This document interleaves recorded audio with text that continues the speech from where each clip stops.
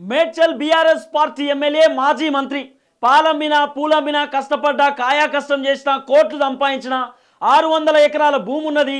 ఈ మధ్యకాలంలో 2 ఎకరాలకు సంబంధించిన భూ వివాదంలో కూడా చిక్కుకున్నటువంటి మల్లారెడ్డి ఆయన మేడ్చల్ ఎమ్మెల్యేగా ఉన్నాడు, మాజీ మంత్రిగా ఉన్నటువంటి పరిస్థితి. ఈ మల్లారెడ్డి సారు గత కొద్ది రోజుల నుండి పార్టీ మారుదామనేటటువంటి ఆలోచనలో ఉన్నాడు. కాంగ్రెస్ పార్టీలోకి పోదామని చెప్పి అనేక విధాలుగా మల్లారెడ్డి ట్రై చేస్తున్నటువంటి సంఘటన కూడా మనం చూస్తున్నాం. ఇదే మల్లారెడ్డి మొత్తానికి రేపు రేవంత్ రెడ్డిని కలవబోతున్నాడు. ఆల్రెడీ అపాయింట్మెంట్ కూడా ఫిక్స్ అయింది. ఎందుకంటే బీఆర్ఎస్కి సంబంధించినటువంటి ఎమ్మెల్యేలు చాలామంది ఈ మధ్య కాలంలో కాంగ్రెస్ పార్టీలోకి పోవడానికి తహతహలాడుతున్నారు. పార్టీ మారడానికి అనేక కోణాలలో ట్రై చేస్తున్నటువంటి సిచ్యువేషన్ కూడా మనం చూస్తాం. అయితే ఇదే మల్లారెడ్డి గతంలో నుండే ట్రై చేస్తున్నాడు. ఎందుకంటే ఇదే మల్లారెడ్డి అనేటటువంటి వ్యక్తి టీడీపీలో ఆయన ఎంపీగా ఉన్నాడు. ఎంపీగా ఉన్నటువంటి నేపథ్యంలో మల్లారెడ్డి టక్కున ఎప్పుడైతే టీడీపీ పోయిందో, బీఆర్ఎస్ ప్రభుత్వం ఫామ్ అయిందో, లట్టుకున బీఆర్ఎస్ పార్టీలోకి జంపు కొట్టింది సారు. బీఆర్ఎస్లోకి జంపు కొట్టి ఎమ్మెల్యేగా మళ్ళీ పోటీ చేసి మళ్ళీ ఒక మంత్రి పదవిని తీసుకునేటటువంటి ప్రయత్నం చేసిండు. అనేక కోణాలలో మల్లారెడ్డి ముందుకు వచ్చినటువంటి దాఖలాలు కూడా మనం చూస్తాం. ఇదే మల్లారెడ్డి 12 లక్షల రూపాయలు పెట్టి ఐస్ క్రీమ్ కొన్నటువంటి సిచ్యువేషన్ కూడా మనం చూసినాం. ఇదే మేడ్చల్లో అనేక భూముల కబ్జాలు, మామూలు కబ్జాలు కాదు, రాత్రికి రాత్రి ఎంఆర్ఓలను పెట్టి 2 గంటల సమయంలో లేదా 3 గంటల సమయంలో రాత్రిపూట ఏది ₹1 కోటి ఎకరం ఉండాల్సినటువంటి ల్యాండ్ను కూడా మల్లారెడ్డి ఏది దాదాపు ₹1 కోటి కూడా 12 లక్షలకు, 13 లక్షలకు, 20 లక్షలకు అడ్డికి పావుసరి వాళ్ళని భయప్రాంతులకు గురి చేసి కొనేటటువంటి ప్రయత్నం చేసింది అనేటటువంటి సిచ్యువేషన్స్ కూడా వినబడ్డాయి. మల్లారెడ్డి అంటే భూ కబ్జా కోరు, మల్లారెడ్డి అంటే అవినీతిపరుడు, మల్లారెడ్డి అంటే జోకరు, కమిడియన్ అనేటటువంటి అనేక కోణాలలో అనేక మాటలు కూడా వినబడ్డాయి. ఇదే మల్లారెడ్డి తన ఆస్తిని కాపాడుకోవడానికి, తన ఉనికిని కాపాడుకోవడానికి, తన రాజకీయ జీవితాన్ని కాపాడుకోవడానికి, తన బినామీలకు సంబంధించినటువంటి ఆస్తులను కాపాడుకోవడానికి, తన పదవిని కాపాడుకోవడానికి, తను అరెస్ట్ కాకుండా జైలుకు పోకుండా సేఫ్ జోన్లో ఉండడానికి మల్లారెడ్డి కాంగ్రెస్ పార్టీలోకి పోబోతున్నారనేటటువంటి ఒక చర్చ వినబడుతున్నది. అయితే మల్లారెడ్డి ఏమంటాడు, నేను సిపిని కలుస్తా, నేను వాళ్ళని కలుస్తా, వీళ్ళని కలుస్తా అని భూ వివాదానికి సంబంధించిన కేసు విషయంలో ఆయన మాట్లాడినటువంటి సిచ్యువేషన్ మనం చూసినాం. ఏది కొత్బుల్లాపూర్ కాడ మల్లారెడ్డికి 2 ఎకరాల భూమి సుచిత్రకి సంబంధించినటువంటి సర్వే నెంబర్ 82లో ఉండే ఈ 2 ఎకరాల భూమి మల్లారెడ్డిది అని చెప్తున్నాడు. 40 సంవత్సరాల నుండి ఈ భూమి మాదే అని చెప్పి మల్లారెడ్డి చెప్తున్నటువంటి అంశం. కానీ ఇక్కడ ఉన్నటువంటి స్థానికులు 15 మంది మేము 400 గజాల చొప్పున మేము భూమి కొన్నాము 15 మంది అని చెప్పి వాళ్ళు వచ్చి 1 ఎకరం 11 గుంటలు మాది, మాకు ఇంజక్షన్ ఆర్డర్ ఉన్నది, కోర్టు నుండి ఆర్డర్ కూడా తెచ్చుకున్నామంటూ కూడా ఆ 15 మంది చెప్తున్నటువంటి పరిస్థితి. కానీ మల్లారెడ్డి మాత్రం గట్లెట్లుంటుంది, మొత్తం అదే 40 సంవత్సరాలకి వెళ్ళి ఉన్నాయి మా భూమి అని చెప్పి ఆడికి పోయి హంగామా సృష్టించేటటువంటి ప్రయత్నం చేసిండు. బషీర్బాగ్ పోలీసులు వచ్చి వాళ్ళని అడ్డుకునే ప్రయత్నం చేసిరు. కోర్టులో కేసు ఉన్నటువంటి నేపథ్యంలో అయితే ఇక్కడ గొడవలు పెట్టొద్దు, ఇక్కడ కరెక్ట్ కాదంటూ చెదరమగొట్టేటటువంటి ప్రయత్నం చేస్తే మల్లారెడ్డి వినలే. మల్లారెడ్డి ఒక బ్యాచ్ని తీసుకొచ్చి వాళ్ళ అల్లుడు మర్రి రాజశేఖర్ రెడ్డి ఆయన మల్కాజ్గిరి ఎమ్మెల్యే ఒక హంగామా సృష్టించే ప్రయత్నం చేసిరు. పోలీసులు మర్రి రాజశేఖర్ రెడ్డిని మల్లారెడ్డిని అదుపులోకి తీసుకొని పోలీస్ స్టేషన్కి తరలించేటటువంటి ప్రయత్నం చేస్తే ఇక మల్లారెడ్డి చెప్తున్నాడు, నా భూమి కబ్జా పెట్టిర్రు, నేను ఎట్టి పరిస్థితిలో రేవంత్ రెడ్డిని కలుస్తా ఏదో సాకు చెప్పి. ఎందుకంటే రేవంత్ రెడ్డి మల్లారెడ్డిని కలిసేటటువంటి పరిస్థితి లేదు. ఎందుకు కలిసే పరిస్థితి లేదంటే ఇదే మల్లారెడ్డి గతంలో రేవంత్ రెడ్డిని గాండు గీండు అది అని చెప్పి మొత్తం బూతులు తిట్టిండు, ఇష్టం ఉన్నట్టు మాట్లాడిండు. రేవంత్ రెడ్డి ప్రతిపక్షంలో ఉన్నప్పుడు ఈయన మంత్రి పదవిని అడ్డం పెట్టుకొని, కేసీఆర్ ముఖ్యమంత్రి పదవిని అడ్డం పెట్టుకొని అనేకమైనటువంటి బూతులు, ఆ పచ్చి బూతులు మనం మాట్లాడలేము, మన నోట్లకెళ్ళి రావు, అన్ని పచ్చి బూతులు మాట్లాడండి ఈ మల్లారెడ్డి. కాబట్టి ఇన్ని బూతులు మాట్లాడినటువంటి మల్లారెడ్డి ఎంటైర్ బీఆర్ఎస్ పార్టీలో కబ్జా కోరు, భూములను మింగేటటువంటి వ్యక్తి. ఏది అన్నం తినుడు తక్కువేమో కానీ ఆ మన్ను తినుడే ఎక్కువ ఉంటుంది మల్లారెడ్డి తాన. ఇలాంటి వ్యక్తిని కాంగ్రెస్ పార్టీ తీసుకుంటుందా అనేది పెద్ద క్వశ్చన్ మార్క్. అయితే ఇదే మల్లారెడ్డి ఏం చేసిండు, దుండిగల్ కాడ ఉన్నటువంటి ఏదైతే మర్రి రాజశేఖర రెడ్డికి సంబంధించిన ఎంఎల్ఆర్ఈటీ కాలేజ్ ఉన్నదో అక్కడ వాళ్ళు 10 ఎకరాల చెరువును కబ్జా పెట్టి ఆ చెరువులో కాలేజ్ కట్టుకునేటటువంటి ప్రయత్నం చేసిండు వీళ్ళ అల్లుడు. అక్కడ హెచ్ఎండిఏకి సంబంధించిన అధికారులు స్థానిక కలెక్టర్ వచ్చి జేసీబీలు తీసుకొచ్చి కూలగొట్టే ప్రయత్నం చేశారు. మల్లారెడ్డికి నెంబర్ 1 అక్కడ దెబ్బ తగిలింది. తర్వాత ఇదే మల్లారెడ్డికి సంబంధించిన మెడికల్ కాలేజీలు చెరువులో కట్టిండని చెప్పి ఆయన శ్మశాన వాటికలో వేసుకున్నటువంటి రోడ్డును కూల్చేసే ప్రయత్నం చేశారు. అట్లనే మల్లారెడ్డికి సంబంధించినటువంటి అనేక సంస్థలు, స్కూళ్ళు కానివ్వండి, కాలేజీలు కానివ్వండి, ఫంక్షన్ హాల్ కానివ్వండి, కొన్ని డెవలపర్ కంపెనీలు కానివ్వండి, రియల్ ఎస్టేట్కి సంబంధించినటువంటి కంపెనీలు కానివ్వండి, అనేక కోణాలలో మల్లారెడ్డి పార్కులు కబ్జాలు పెట్టి, గుట్టలు కబ్జాలు పెట్టి, పుట్టలు కబ్జాలు పెట్టి కట్టిండి అనేటటువంటి చర్చ వినబడుతున్నది. కాబట్టి ఈ మల్లారెడ్డి భూ కుంభకోణాలు బయటపడతాయేమో, మల్లారెడ్డి దందా బయటపడుతుందేమో అనేటటువంటి ఆలోచనతోటి నేను సేఫ్ జోన్లో ఉండాలంటే అధికారంలో ఉన్నటువంటి కాంగ్రెస్ పార్టీలు పోవాలనేటటువంటి ఆలోచనతో మల్లారెడ్డి కేసీఆర్కు చెప్పకుండా, కేసీఆర్కు చేయకుండా డైరెక్ట్ రేవంత్ రెడ్డి అపాయింట్మెంట్ తీసుకున్నాడు. వాస్తవానికి సారు నిన్ననే కలవాల్సింది ఉంటుండే, నిన్న పోయినప్పుడు పోలీసులు అడ్డుకునే ప్రయత్నం చేసినట్ట. వితౌట్ ముఖ్యమంత్రి అపాయింట్మెంట్ ప్రోటోకాల్ ఉంటుంది. ముఖ్యమంత్రిని కలవాలంటే ఎమ్మెల్యే ఎవరైనా సరే అపాయింట్మెంట్ తీసుకోవాల్సినటువంటి బాధ్యత మీ పైన ఉంటుందంటూ కూడా సో నిన్న పోలీసులు అడ్డుకునే ప్రయత్నం చేసిరు.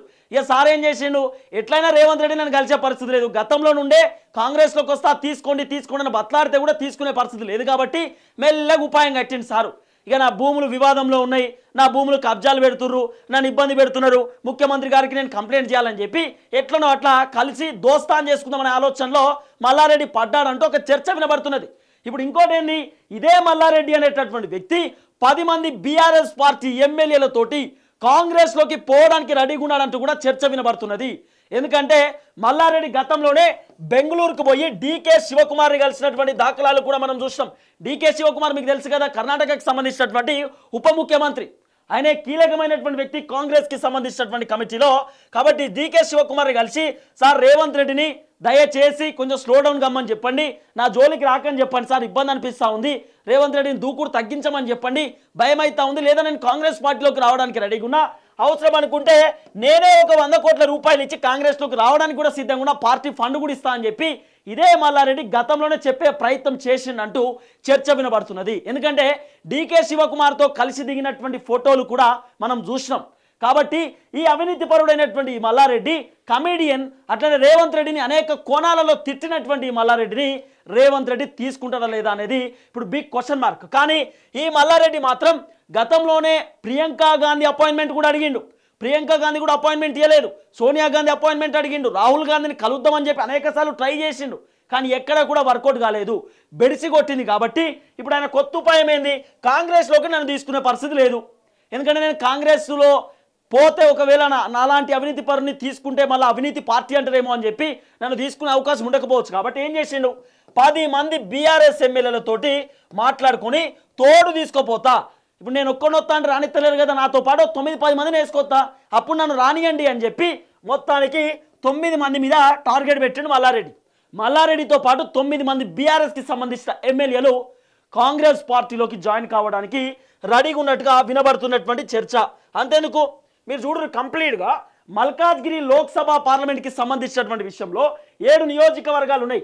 మేడ్చల్ మల్లారెడ్డి టీఆర్ఎస్ పార్టీ గెలిచింది, మల్కాజ్గిరి మర్రి రాజశేఖర రెడ్డి వాళ్ళ అల్లుడు TRS, Quthbullapur KP Vivekanand Goud TRS, Kukatpally ఇక్కడ మాధవరం కృష్ణారావు టీఆర్ఎస్, ఉప్పలు ఇక్కడ ఎవరు బండారి లక్ష్మారెడ్డి టీఆర్ఎస్, తర్వాత ఎల్బీ నగర్ ఇక్కడ టీఆర్ఎస్ సుధీర్ రెడ్డి ఉన్నాడు, సికింద్రాబాద్ కంటోన్మెంటు అక్కడ లాస్య నన్నిత పాపం ఆమె చనిపోయినటువంటి సిచ్యువేషన్ మనం చూస్తున్నాం. దాదాపు 1, 2, 3, 4, 5, 6 ఈ 6 నియోజకవర్గాలలో టీఆర్ఎస్కి సంబంధించినటువంటి నేతలు ఉన్నారు.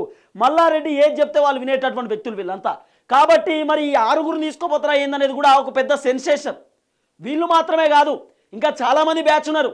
హైదరాబాద్ చుట్టుపక్కల హైదరాబాద్కి సంబంధించి అంటే సికింద్రాబాద్కి సంబంధించిన కానివ్వండి, హైదరాబాద్కి సంబంధించి కానివ్వండి, అనేకమైనటువంటి వ్యక్తులతో మల్లారెడ్డి టచ్లో ఉన్నాడు. దాదాపు 9 మంది బీఆర్ఎస్ పార్టీ ఎమ్మెల్యేలతో మల్లారెడ్డి కాంగ్రెస్లోకి జాయిన్ కావడానికి రెడీగా ఉన్నట్టుగా చర్చ వినబడుతున్నది. అపాయింట్మెంట్ ఫిక్స్ అయిపోయింది, రేపు రేవంత్ రెడ్డిని కలవడానికి పోతున్నాడు. నిన్ననే కలుద్దాం అనుకున్నాడు, కానీ పోలీసులు అడ్డుకునే ప్రయత్నం చేసి నిన్న కలవలేదు. కానీ మొత్తానికి కేసీఆర్కు చెప్పకుండానే మల్లారెడ్డి భారీ ప్లాన్ వేసిండు. ఇది ఒక భయంకరమైనటువంటి కుట్రున్నది. మల్లారెడ్డి భూములకు సంబంధించిన విషయంలోనో ఇంకో విషయంలోనే పోవట్లేదు, కాంగ్రెస్ పార్టీలోకి పకడ్బందీ ప్లాన్తో జాయిన్ కావడానికి మల్లారెడ్డి పోబోతున్నాడు అనేటటువంటి ఒక చర్చ వినబడుతున్నటువంటి పరిస్థితి. మొత్తానికి బీఆర్ఎస్ పార్టీ ఎమ్మెల్యేలతో సహా మల్లారెడ్డి పోబోతున్నాడు అనేటటువంటి కోణం నడుస్తున్నది. కానీ రేవంత్ రెడ్డి తీసుకునేటటువంటి ఆలోచనలో లేడు అనే చర్చ వినబడుతున్నది. కానీ మరి కేంద్ర అధిష్టానం కాంగ్రెస్లో ఉన్నటువంటి ఆ పైన హైక్యాడర్ ఢిల్లీకి సంబంధించిన అధిష్టానం ఏది చెప్తే అది వినాల్సినటువంటి బాధ్యత ముఖ్యమంత్రి రేవంత్ రెడ్డికి ఉంటుంది. ఎందుకంటే ఢిల్లీ అధిష్టానమే ఫైనల్ కాబట్టి మరి మల్లికార్జున ఖర్గేనో లేకపోతే అక్కడ ఉన్నటువంటి ఆ కీలకమైనటువంటి నేతలు ఏమైనా రేవంత్ రెడ్డికి ఆదేశాలు ఇస్తే మరి తీసుకునేటటువంటి సిచ్యువేషన్ ఉండొచ్చా లేదా అనేది కూడా సస్పెన్స్ నడుస్తూ ఉంది. కానీ మల్లారెడ్డి గతంలోనే కేసీఆర్ వాళ్ళ ఇంటికి పోయి కూడా ఏడ్చే ప్రయత్నం చేసిండు. సార్ నన్ను ఇబ్బంది పెడుతున్నాడు, సార్ రేవంత్ రెడ్డి నన్ను తిప్పల పెడుతున్నాడు, మీరే కాపాడనంటే ఆ రోజు కేసీఆర్ కూడా సరే నేను ఉన్నాలే అని చెప్పి ధైర్యం చెప్పే ప్రయత్నం చేసిండట. మరి ఇప్పుడు ధైర్యం బాయే అన్ని బాయే, ఏం చేస్తాడు ఇంకా? పాపం అనేక విధాలుగా ఇబ్బంది పడుతున్నటువంటి కోణాలు మనం చూస్తూ ఉన్నాం. మొత్తానికైతే మల్లారెడ్డి బీఆర్ఎస్ పార్టీ ఎమ్మెల్యేలు 10 మందితో కలిసి కాంగ్రెస్లోకి జంపు కొడదామనే ఆలోచనలో ఉన్నాడు. అవసరం అనుకుంటే మల్లారెడ్డి ఒకవేళ కాంగ్రెస్లోకి 10 మంది బీఆర్ఎస్ ఎమ్మెల్యేలను తీసుకోపోతే మంత్రి పదవి కూడా ఇవ్వచ్చు అనేటటువంటి ఒక చర్చ వినబడుతున్నది. ఎందుకంటే కాంగ్రెస్ పార్టీలో ఆల్రెడీ మంత్రి పదవులు ఖాళీగా ఉన్నాయి, ఇంకా మంత్రి పదవులను పూర్తి స్థాయిలో భర్తీ చేయనటువంటి దాఖలాలు మనం చూసినాం. ఒకవేళ 10 మందిని కనుక తీసుకోపోతే మల్లారెడ్డికి మంత్రి పదవి కూడా రావచ్చు. ఎందుకంటే ఆల్రెడీ కార్మిక శాఖ మంత్రిగా ఉన్నాడు, అనేకమైనటువంటి కోణాలలో అనేక కీలకమైనటువంటి అంశాలలో మల్లారెడ్డి పాల్గొన్నటువంటి పరిస్థితి కాబట్టి ఆ అనుభవం ఉంది. మల్లారెడ్డికి మంత్రి పదవి కూడా ఇచ్చే అవకాశం ఉందేమో ఒకవేళ కాంగ్రెస్లోకి పోతే అనే చర్చ వినబడుతుంది. కానీ అంత ఈజీగా కాంగ్రెస్ తీసుకోకపోవచ్చు, రేవంత్ రెడ్డి దగ్గరికి రానియకపోవచ్చు అనేటటువంటి చర్చ నడుస్తుంది. ఒకవైపేమో రాజకీయాలలో గొడవలు అనేది కామన్, ఈ పెద్ద ఇబ్బంది ఏమి ఉండదు అనేటటువంటి చర్చ వినబడుతున్న పరిస్థితి. సో చూడాల్సిన అవసరం ఉంటుంది. మొత్తానికి మల్లారెడ్డి అయితే మాస్టర్ ప్లాన్తో ఉన్న పరిస్థితి. కేసీఆర్కు చెప్పకుండా, కేటీఆర్కి ఇన్ఫర్మేషన్ ఇవ్వకుండా మల్లారెడ్డి రేవంత్ రెడ్డి స్పెషల్ అపాయింట్మెంట్ తీసుకున్నాడని చర్చ వినబడుతున్న పరిస్థితి.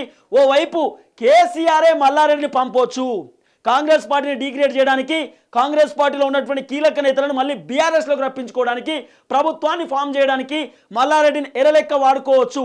ఈ ఎరలో ఇంకో 10 ఎరలు పోయినా మంచిదే, కానీ మనమే అధికారంలోకి రావాలనేటటువంటి కోణం ఉండొచ్చు అనే చర్చ వినబడుతున్న పరిస్థితి. చూడాల్సిన అవసరం ఉంటుంది ఎలాంటి కోణాలలో ముందుకు పోతారనేది.